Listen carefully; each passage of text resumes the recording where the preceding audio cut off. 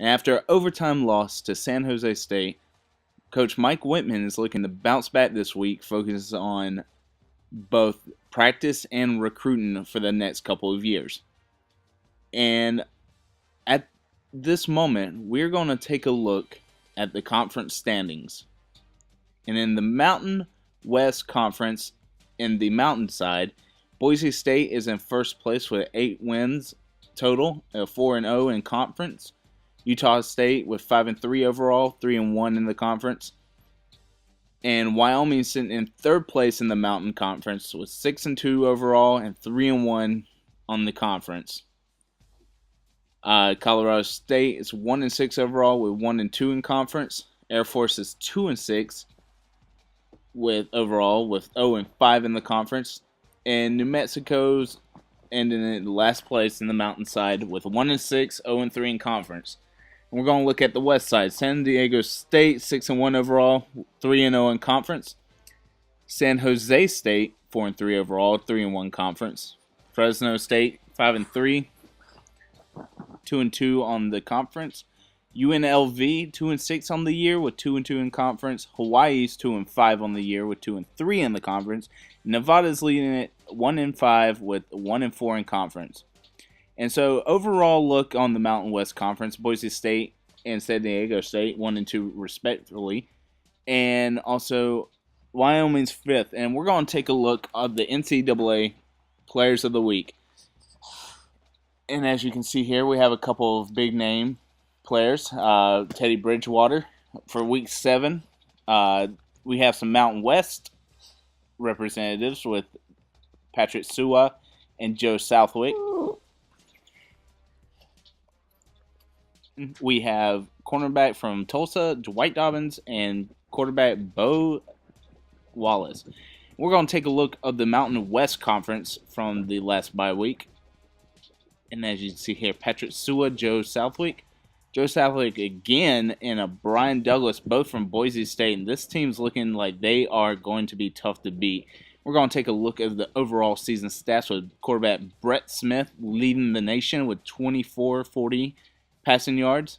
Brandon Miller, almost 600 yards rushing on the year.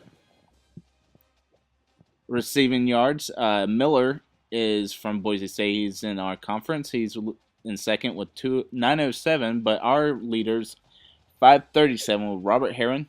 Tacklers on the year, Hala Api, the middle linebacker, is leading the nation with 43. Eddie Yarborough, who's doing great in sacks, leading the nation with 10. Blair Burns having not so bad year with 3 interceptions overall to lead this team. And Stuart Williams with a long of 30. And we haven't had to kick many field goals, so that's a good thing so far. So not really. And so we're going to look at recruits right now. And right now we have a 3-star quarterback who's already committed, Eric Ross, and a 2-star cornerback. And so we're going to look at some athletes. And this Adam Peoples, he's a offensive weapon. He could be quarterback, running back, wide receiver. He can do all of them. Austin Miles is actually one of the top 100s who wasn't being recruited all that much. And so he's a 5-star athlete that we're looking to get towards the end of the season. As you can see here, our middle linebackers, which is a team need, and we're focusing mostly on Wesley Ross and Kevin Wood. Outside linebackers, Jerome Whitfield, 3-star prospect, and also Bobby Hester, who's a 3-star prospect. We have the lead on both of these linebackers, and we're looking to recruit both of them to have a fill-in for Devin Harris and also Mark Ziocha when they leave. We need to get better overall in the offensive line, starting with tackles. As you can see here, we're targeting 2 mid tackles with 65 and 64 overall. A couple of guards, which we're trying to get some leads on, and a center who we are really pushing to get, who's 73 overall, and we're in second place to get. This offensive line is giving up way too many sacks with Brett Smith back there, even though he's getting great stats on the year. But we have a couple of skilled players that we're looking at. Grant Siegel, a 57 overall. Um, Phil Thurman, 54 overall. And we're going to look at tight ends. Mike Patrick, who we think could do a great help in a couple of packages. And also Nick Rivero, who's more of a receiving type.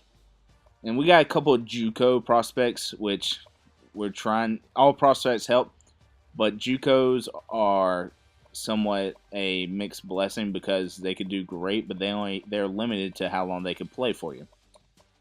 So now we're actually going to start using points, and like I said, Austin Daniels is a athlete that we saw late that we're trying to convince to come with us, and Adam Peoples we have a great lead on, so we're going to put about 300 in. Maurice Slaughter's a person we want to get, so we're going to continue putting points into him. CJ Perez and the other tackle.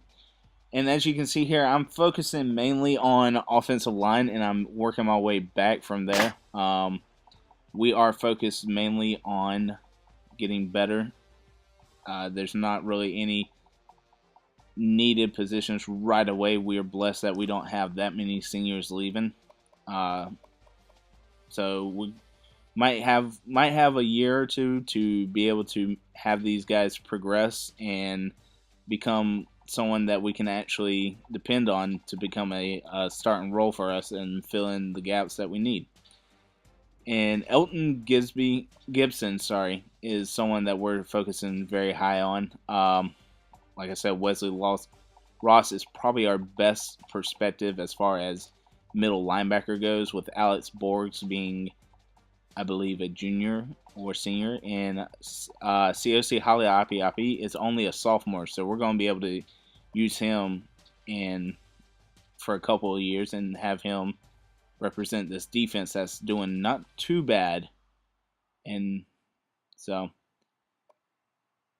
Jerome Whitfield and Bobby Hester, like I said, two outside linebackers that I really like.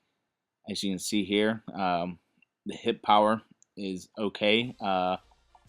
The power moves are great, so we can have them rush and drop back. Man coverage is only 62, but 66 zone coverage isn't horrible.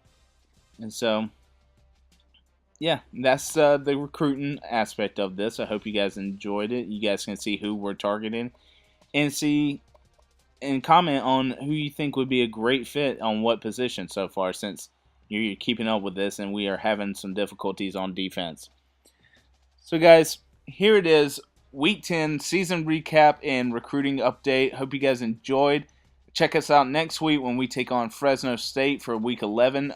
Sorry about Week 9. The gameplay was lost, but I hope you check us out next week.